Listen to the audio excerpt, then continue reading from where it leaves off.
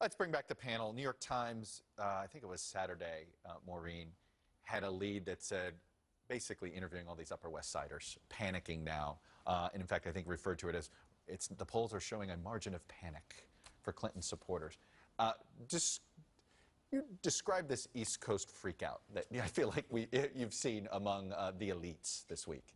Right. Well, my friends, one of my friends, Leon Wieseltier, calls it a national emergency. And my friends won't even read any, if I do interviews with Trump, they won't read them. And basically, they would like to censor any stories about Trump and also censor any negative stories about Hillary. They think she should have a total free pass because, as she said at that fundraiser recently, I'm the only thing standing between you and the abyss. You know, oh, and they're taking, Democratic strategists are taking antacids. Well, there you go. Well, in the Times today. Cornell, though, there is, look, let's talk about the numbers behind this concern. I pointed out the millennial issue. You have noted, some of your work appeared in the New York Times. You have noted that there is an enthusiasm issue with the Obama coalition. It's voters under 30. It's young African Americans. It's young Latinos. What is the concern here? What hasn't she addressed? A couple of things. One is, look, I mean, Obama was a great love affair for these young voters. In 2008, 11% of the electorate were new voters. 62% of those voters were under 35. We brought in a whole cadre of new voters and expanded the electorate. That's part of why he won. But they were Obama voters, Chuck. They weren't necessarily Democratic voters. I mean, they are more with us than they are with Republicans on the issues.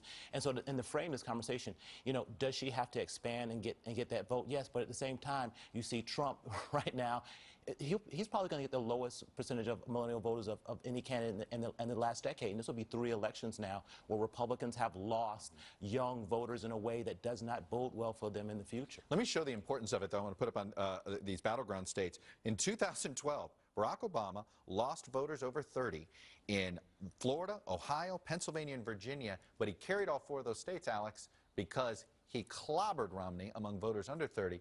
This is a double-edged sword for Trump. On one hand, you must be excited that she's got an enthusiasm issue, but Trump's not getting these voters. Gary Johnson is. Well, Trump's voters are excited. They are, you know, Reagan Democrats. The excitement is there in the Trump campaign. Where is the excitement in Hillary Clinton's campaign? Usually it's in younger voters, black voters in a Democratic presidential campaign.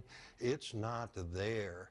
You know, this is the Democratic establishment candidate is Hillary Clinton.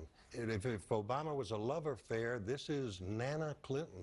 Nobody's excited about more of the same continuity in the Democratic Party. And by the way, Elizabeth Warren, Bernie Sanders, and Obama even can campaign all they want for her, and they're pouring enthusiasm into a leaky bucket. It does not work. Referred enthusiasm does not work in politics. Let me rejoin real quick with this, Chuck. I got to tell you, 2 months out in 2012, we were wringing our hands over young voters as well, because a lot of my Republicans friends say, Cornell, you're never going to get the turnout again from those voters. But when you look at the issues that lock in with where she is and where he is, and they're going, it's not even a contest. Those issues are there today, and they're not excited now. Look, you know, if referred enthusiasm does not work, if you were to ask me, am I really excited that Cornell is going to have sex with Sofia Vergara? I'd say no. I'd be more excited if I were.